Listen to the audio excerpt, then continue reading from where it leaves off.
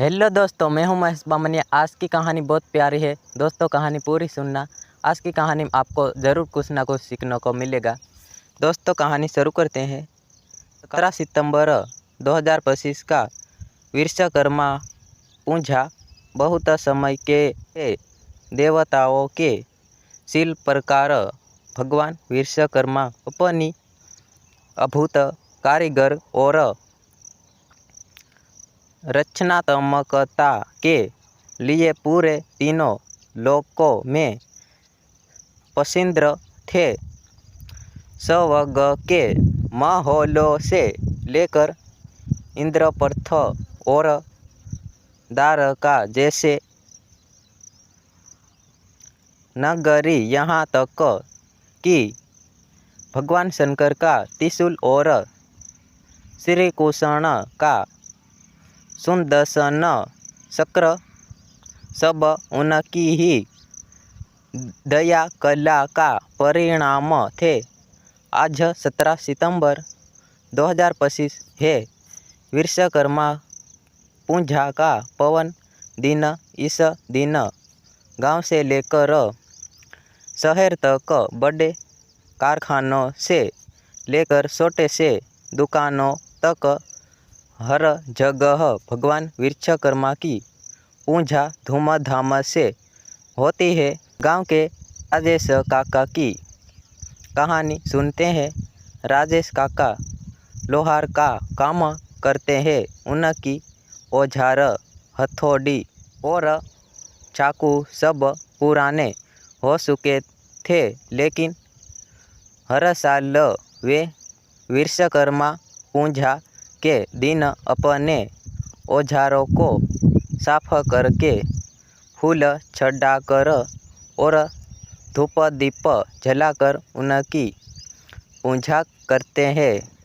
काका कहते थे, औजार हमारे भगवान है, उन्हीं से घर चलता है, बच्चों का पेट भरता है, उनकी पूजा करना ही अच्छा धर्म है।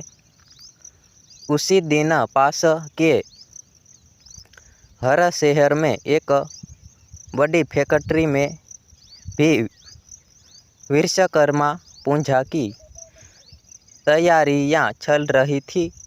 फैक्ट्री में मशीनों को सजाया गया, रंगोली बनाई गई और कामगारों ने मिलकर भगवान विश्वकर्मा की प्रतिष्ठापना की।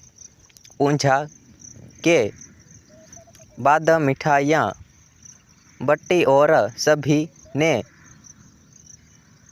एक दूसरे से परिणाम दिया। बच्चों के यही सब देखकर बड़ी खुशी होती है। सोचते हैं कि जैसे भगवान विश्वकर्मा ने देवताओं के लिए अद्भुत निर्माण लिए, वैसे ही हमें भी मेहनत और ईमानदारी से अपने औजारों और काम का आदर करना चाहिए।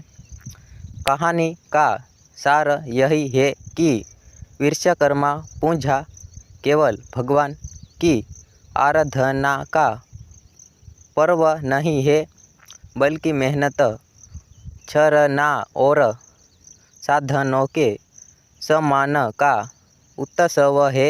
17 सितंबर 2025 का यही दिन हमें याद दिलाता है कि चाहे औजार हो या बड़े हो, यह हमारी उन्नति है और सुख समुद्री के साथ ही श्रम ही पूजा है और औजार ही भगवान है। दोस्तों आज की कहानी बस